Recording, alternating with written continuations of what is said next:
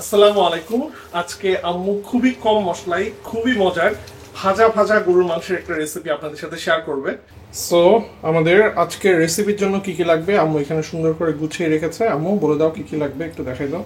এটা গরুর মাংস, 1.5 কেজি গরুর মাংস, 1.5 কেজি গরুর মাংস, রসুন বাটা, রসুন কাটা, আদা বাটা, আদা কুচি, লাল মরিচ, লবণ স্বাদ মতো, গোলমরিচ, পেঁয়াজ, টমেটো আর এই কাঁচামরিচ দিয়ে রান্না হবে। ওকে। সো আর কোনো মশলা নাই? আর কোনো মশলা নাই, তেল যাবে শুধু। মাংসটা কি হচ্ছে বড় বড় সাইজের নাকি ছোট ছোট? না, ছোট ছোট সাইজের। এরকম রুটি পরোটা, সাদা ভাতের সঙ্গে, সাদা ভাত না, সাদা পোলাও। পোলাও, এগুলো পোলাওর সাথে হ্যাঁ, বেশি পোলাওর জাস্ট সাথে ভালো লাগে। হ্যাঁ, পোলাওর সাথে ভালো লাগে। আর পরোটা দিয়ে আমরা আজকে খাবো হচ্ছে পরোটা পরোটা দিয়ে। দিয়ে, হ্যাঁ। মানে রান্না করলে একটু ছোট হয়ে যাবে আর একটু। আর রান্না শুরু করার আগে আপনাদেরকে আরেকটা জিনিস জানাই দিই, সেটা হচ্ছে যে আপনারা যারা আমার আম্মুর মতো খুবই জোস রান্না করতে পারেন এবং 15 লক্ষ টাকা জিতে নিতে চান, তারা কিন্তু সেরা রাঁধুনিতে এখনই রেজিস্ট্রেশন করে ফেলতে পারেন। এটা নিয়ে একটু পরে আমি ডিটেলসে কথা বলতেছি। আপাতত চলেন আগে রান্না শুরু করি। মরিচটা হচ্ছে এরকম করে টেস্টটা করে কাটলে টেস্টটা দেখতে করে সুন্দর কাটতে লাগবে। ওকে। আমার এটা কি ঝাল হবে নাকি মানে না, সেরকম ঝাল হবে না। সেরকম ঝাল হবে না? প্রথমে লাগবে তেল। So, মাংসের তেলের পরিমাণটা হালকা একটু বেশি যাবে না নরমাল মাংসের তুলনায়? তেলের উপরে ভালো হবে। ওকে, তেলের উপরে ভাজা হবে, এই জন্য মাংস চলে যাবে গরম তেলের ভিতরে।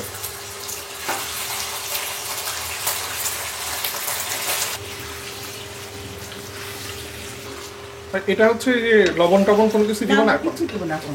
কোনো কিছু যাচ্ছে না, বের হবে। পানি বের হয়ে যাবে তারপরে লবণ দিবা। জুস বেরোচ্ছে, বিফ জুস। এই যে পানি বের হয়েছে এতগুলো বিফ থেকে। সো বিফ থেকে পানি বের হবে, তারপরে এটা শুকায় যাবে পানিটা, তাই না আম্মু? হ্যাঁ। তারপরে ভাজা ভাজা হবে। তো এই যে মোটামুটি শুকাই গেছে ঝোল, এখন হচ্ছে তেল বের হয়ে গেছে, এখন এই তেলটা দিয়ে মাংসটা ভাজা ভাজা হচ্ছে।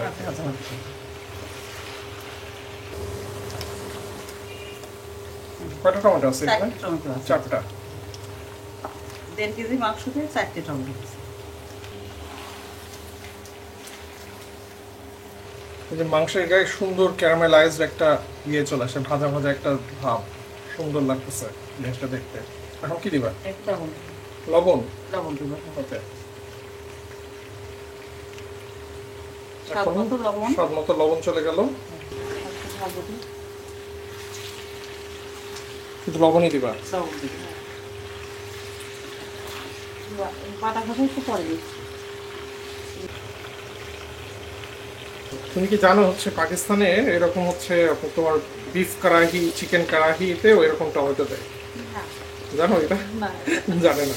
ওরা হচ্ছে এরকম মানে মাংসটাকে টমেটো দিয়ে ভেজে তারপরে রান্না করে। So, তুমি না জানে যে করতেছো এটাই। আসলে তো টমেটো থেকে যে খোসাগুলো ছাড়াই যাচ্ছে আর সুন্দর এটা ভর্তা টাইপের হয়ে যাচ্ছে। এটা তুলে ফেললে হয়, আবার থাকলে। থাকুক, সমস্যা নাই। হ্যাঁ, টমেটোটা সিদ্ধ হয়ে গেছে। এর আগে টমেটোটা একটু গলায় দিচ্ছি। মানে এরকম চাপ দিয়ে দিয়ে প্রেসার দিয়ে দিয়ে এটাকে ভর্তা করে দিতে হবে। ভর্তা করে, হ্যাঁ। আচ্ছা। এটাই ঝোল হবে। ঝোলের কালারটা দেয়, কোনো কিন্তু মশলা যায় না এখনো। কালারটা সুন্দর হয়ে গেছে, টমেটোর পেস্টের একটা কালার আসছে, সে সুন্দর। সো এখন কি করবা? এখন তো রসুন বাটা, রসুন বাটা, আদা একটু পরে দিচ্ছি। আদা পরে দিবা? এটা কি যে ভাজা ভাজা হইতে হইতেই সিদ্ধ হবে আস্তে আস্তে? রসুন দেওয়ার পরে এই আমি হচ্ছে এটা 5 মিনিট ধরে ভাজতেছে। আমি এটা একটা জিনিস দেখছি যে আমি হলে কি করতাম, রসুন আদা সব বাটা একসাথে দিয়ে তারপরে করতাম। আম্মুর এই যে এই জিনিসগুলো হচ্ছে একটু ডিফারেন্ট আর কি।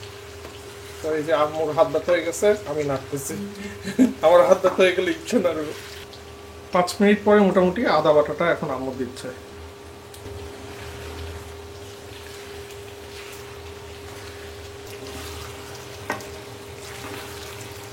সো আদা দিয়েও মোটামুটি 5 মিনিট ভাজলো। এবার কি দিবা আম্মু?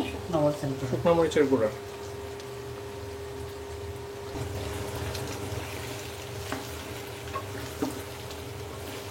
কালারটা দারুণ হয়েছে, দারুণ। এর কোনো মশলাই নাই কিন্তু। মশলা ছাড়াই এত সুন্দর কালার, খুবই দারুণ লাগতেছে। সো মরিচ দেওয়ার পরে মোটামুটি 5 মিনিট এটাকে কষাইলো। তারপরে এখন হচ্ছে পানি দিয়ে সিদ্ধ করতে দিব না? হ্যাঁ কিন্তু হাফ সিদ্ধ হয়ে গেছে, আর হাফ সিদ্ধ বাকি। তাহলে ওই বাকি জিনিসগুলো কখন দিব? ওটা নামানোর 15-20 মিনিট আগে দিব। আচ্ছা, আগে সিদ্ধ করতে নিই। হ্যাঁ এখানেও আম্মু হচ্ছে গরম পানি ইউজ করলো, কারণ সবসময় আম্মু গরম পানি ইউজ করে রান্নার ক্ষেত্রে। এখন এটাকে সিদ্ধ করতে সিদ্ধ হবে। করবো আমরা। সিদ্ধ করার জন্য যতটুকু পানি প্রয়োজন ততটুকু, তাই না আম্মু? হ্যাঁ, হ্যাঁ। অল্প অল্প, অল্প অল্প করে। মানে অল্প পানি দিলেই দিয়ে সিদ্ধ করাই ভালো এটা। সো ওইদিকে রান্না হইতে থাকুক, আর আমি আপনাদেরকে দেখাই দিই যে বাংলাদেশের সব থেকে বড় কুকিং রিয়েলিটি শো সেরা রাঁধুনির সিজন 8-এ আপনারা কিভাবে রেজিস্ট্রেশনটা করবেন। সো আপনারা একটা ওয়েবসাইটে যাবেন serararadhuni.com, এখানে দেখবেন যে হচ্ছে রেজিস্ট্রেশন করুন নামে একটা অপশন আছে, সেই অপশনে ক্লিক করবেন। তারপরে আপনারা আপনাদের নাম, ঠিকানা এবং সবকিছুর ইনফরমেশন দিবেন। এখানে দেখবেন যে লিখিত রেসিপি নামে একটা অপশন আছে, সেখানে আপনারা আপনাদের রেসিপিটা ডক ফাইলেও আপলোড করতে পারেন, অথবা আপনারা হাতে লিখে সেটা একটা ছবি তুলে সেটা আপনি আপলোড করতে পারেন আর কি। তারপরে ফুড প্রেজেন্টেশনের ছবিতে আপনারা খাবারের ছবিটা তুলে আপলোড করে দিবেন, এবং প্রতিযোগীর ছবিতে আপনারা আপনাদের ছবিটা আপলোড করবেন। সবকিছুর ডিটেলস আমি ডেসক্রিপশন বক্সে দিয়ে দেবো, আপনারা চেক করে দেখেন। আর চলেন ওইদিকে আবার কুকিং এ ব্যাক যাই আমরা। আমাদের মাংস মোটামুটি সিদ্ধ হয়ে গেছে, এখন আধা ঘন্টার মতো লাগলো, তাই না? স্লো কুক করা হয়েছে, একদম আস্তে আস্তে করে স্লো কুক করা হয়েছে, এই জন্য একটু সময় বেশি লাগছে অল্প পানি দিয়ে। এখন আস্ত রসুন দিয়ে দিল, আদা কুচি, গোলমরিচের গুঁড়া,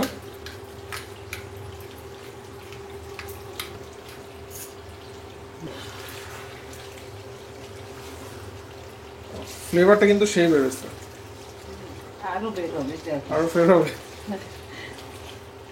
আর এখানে আমি অল্প একটু হচ্ছে টেস্টিং সল্ট দিচ্ছি, আম্মু এটা যদিও দিতে দেয় না, বাট আমি এটা দিব। আর টেস্টিং সল্ট ভালো কি খারাপ এটা নিয়ে অনেক রিসার্চ হয়েছে, সবকিছুর লিঙ্ক আমি ডেসক্রিপশন বক্সে দিয়ে দেবো। আপনারা যদি ইন্টারেস্টেড হন তাহলে ভিডিওটা দেখেন, অথবা আর্টিকেলের লিঙ্কও দেবো, ওটা পড়তে পারেন আর কি। পেঁয়াজ এরকম আস্ত করে কাটা, 4 খন্ড না, হ্যাঁ, তারপরে ভিতরে দিলে ভেঙে যাবে। আর কাঁচা মরিচ,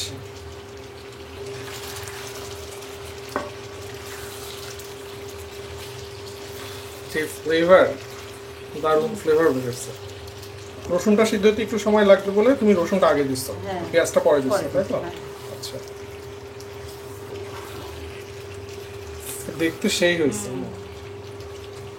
দারুণ হয়েছে। রসুন একটু হলুদ হলুদ, এটা একটু পেঁয়াজটা পেঁয়াজের মতো পেঁয়াজ, হ্যাঁ কাঁচামরিচ আছে একটু কালারফুল। আর ওই হাড্ডির ভিতরে জিনিসটা আমার দেখতে খুবই লোভনীয় লাগতেছে। কমেন্টে জানেন কিরকম লোভনীয় লাগতেছে। এটা এখন ভাজা ভাজা করবো। সো মাংসটা এই যে ভাজা ভাজা হয়ে যাচ্ছে, ভাজা ভাজা হয়ে গেলেই আমাদের এটা ডান হয়ে যাবে। দেখে মনে হচ্ছে লুচি দেখাতে ভালো লাগতো। লুচি, পরোটা এসব জিনিস দিয়ে এই জিনিসটা খুবই জোস লাগে। আর এদিকে ইউসা হচ্ছে পরোটা ভাজতেছে, এই কাটা খাওয়া। আমি 2টা খাবো। সো আমাদের রান্না কমপ্লিট, এবার খাওয়ার পালা। এটা কিছুক্ষণ ঢেকে রাখতে হবে। মানে আগের দিনের হাঁটু আম্মু রেখে দিছিল, পরে তুমি খেতে পারবে। হাড্ডিটা তো খেতেই হবে, কঠিন লাগতেছে দেখতে, মানে সেই লুকটা। এই তো বিসমিল্লাহ, মজ্জা দিয়ে শুরু হোক। এবার মাংসটা দেখেন কত নরম, গরম গরম পরোটা দিয়ে। কঠিন, A+, না খালে মিস। আমার পেঁয়াজ, রসুন এবং মরিচ দিল না, এটার কারণে ফ্লেভারটা আরো বেগুতি হয়ে গেছে। কোনটা কি পরিমাণে লাগবে সেটা ডেসক্রিপশন বক্সে লিখে দেবো, সো আপনারা বাসায় ট্রাই করে দেখেন আর কমেন্ট করেন, তাহলে আম্মু আপনাদের কমেন্টটা পড়বে। আর নেক্সট ব্লগ ইনশাআল্লাহ দেখা হবে। টেক কেয়ার, আল্লাহ হাফেজ, বাই বাই।